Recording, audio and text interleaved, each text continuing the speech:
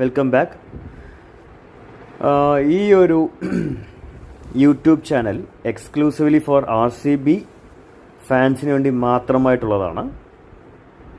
So ഇത് ചെയ്യാൻ കാരണം വേറൊന്നുമല്ല, നമുക്ക് RCBയുടെ പ്ലേയിങ് ലെവൻ എങ്ങനെയായിരിക്കണം, നെക്സ്റ്റ് ഇനി അടുത്തൊരു ടീമിലോട്ട് നമ്മൾ പ്ലേ ചെയ്യുന്ന സമയത്ത് എങ്ങനെയൊക്കെ ആയിരിക്കണം പ്ലേയിങ് ലെവൻ എന്നാണ് ഉദ്ദേശിക്കുന്നത്. ഇതിൽ ഇപ്പോൾ പോയ കാര്യം നമ്മൾ നോക്കിക്കഴിഞ്ഞാൽ, നമ്മൾ ഫിൽ സോൾട്ട് അതുപോലെ തന്നെ നമ്മുടെ വിരാട് കോഹ്ലിയും പെട്ടെന്ന് തന്നെ ഔട്ടായി പോയ സമയത്ത് ദേവദത്ത് പടിക്കലായിരുന്നു നമ്പർ 3 വന്നത്. പക്ഷേ ആ നമ്പർ 3 വന്നത് അധികം ശരിയായില്ല എന്നാണ് എൻ്റെ ഒരു ഒപ്പീനിയൻ. കാര്യം ദേവദത്ത് പടിക്കലും അങ്ങേറ്റം അടിക്കാൻ പോവുകയാണ്. പുള്ളി ആക്ച്വലി ആ ഒരു മെൻറ്റാലിറ്റിയിലാണ് വന്നേക്കുന്നത്. ഈ 2020 കണ്ട ദേവദത്ത് പടിക്കൽ അല്ല നമ്മൾ ഇപ്പോൾ കാണുന്ന ദേവദത്ത് പടിക്കൽ, അല്ലേ? കഴിഞ്ഞൊരു പാസ്റ്റ് ഒരു 4 ഇയേഴ്സായിട്ട് പടിക്കലിനും ഓപ്പണിംഗ് ആയിട്ടുള്ള ഒരു സ്റ്റാൻസ് കിട്ടിയിട്ടില്ല എന്നാണ്. സോ ഞാൻ പറയുന്ന പ്ലേയിങ് ലെവൻ എന്ന് വെച്ചാൽ, Devdutt Padikkal should open with Phil Salt. Virat Kohli number 3 തന്നെ വരണം.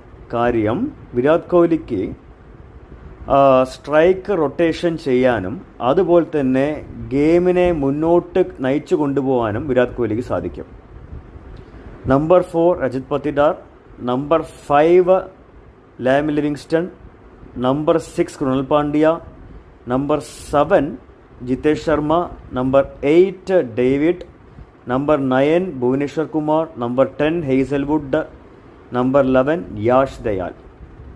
അതുപോലെ തന്നെ ഇമ്പാക്റ്റിൽ നമ്മൾ നോക്കുമ്പോൾ, ഇമ്പാക്റ്റ് സബിൽ നമുക്ക് സ്വപ്നിൽ സിംഗ് എടുക്കാം, നല്ലതാണ്. It's A good option. കാര്യം നമുക്ക് ഈ മുംബൈയിലാണ് കളിയെന്നുണ്ടെങ്കിൽ നമുക്ക് നല്ലൊരു സ്വിംഗ് ഉണ്ടാവും. അപ്പോൾ ഭുവനേശ്വർ കുമാറിനും ഹേസൽവുഡിനും തീർച്ചയായിട്ടും നല്ലൊരു അഡ്വാൻറ്റേജ് ആണ്.